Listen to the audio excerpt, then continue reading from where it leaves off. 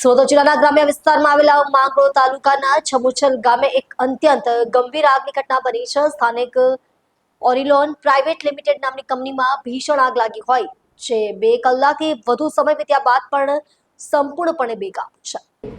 Fire વિભાગ દ્વારા તાત્કાલિક મેજર કોલ જાહેર કરવામાં આવ્યો છે, જેના પગલે ઘટના સ્થળે હાલમાં 10 જેટલા કે તેથી વધુ ફાયર ગાડી પહોંચી ગઈ છે. ફાયરકર્મીઓ દ્વારા સતત પ્રયાસો કરવામાં આવી રહ્યા છે, ત્યારે પણ આગ ઉપર કાબુ મેળવવો હજુ સુધી શક્ય બન્યો નથી.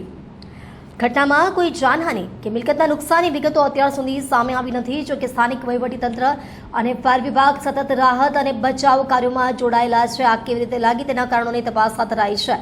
પરિસ્થિતિનો સામનો કરવા માટે વધારાના ફાયર ગાડીની પણ વ્યવસ્થા કરવામાં આવી રહી છે. આપનું નામ ને હોદ્દો? મારું નામ સૌબાબુ છે વિજય ટંડેલ. હું એઆરસી કામરેજ ફાયર સ્ટેશન ખાતે ફરજ બજાવું છું. આ માંગરોળ ચમોછલ ગામની અંદર ઓરિલોન ઇન્ડિયા પ્રાઇવેટ લિમિટેડ જે યાનની કંપની છે એની અંદર આગ લાગેલી છે અને હાલ ઘટના સ્થળ પર 9 થી 10 ગાડી ઘટના સ્થળ પર હાજર છે અને આગ પર કાબૂ મેળવવાની કામગીરી ચાલુ કરેલ છે. મેજર કોલ જાહેર કરો? હા, મેજર કોલ જાહેર કરવામાં આવેલો છે. સાહેબ, ઘટનામાં કોઈને ઈજા થઈ છે? હા, એવું કંઈ જાણવા મળેલ નથી કે કોઈ માણસને ઈજા થયેલી. ફાયરની ટીમ ઘટના સ્થળે છે. કેટલો સમય લાગી શકે છે કાબૂમાં લેવામાં? આ એને કાબૂ લેવા માટે કમસે કમ 5 થી 6 કલાક તો અંદાજિત લાગી શકે છે. શેનું ઉત્પાદન થતું હતું? એ યાનનું ઉત્પાદન.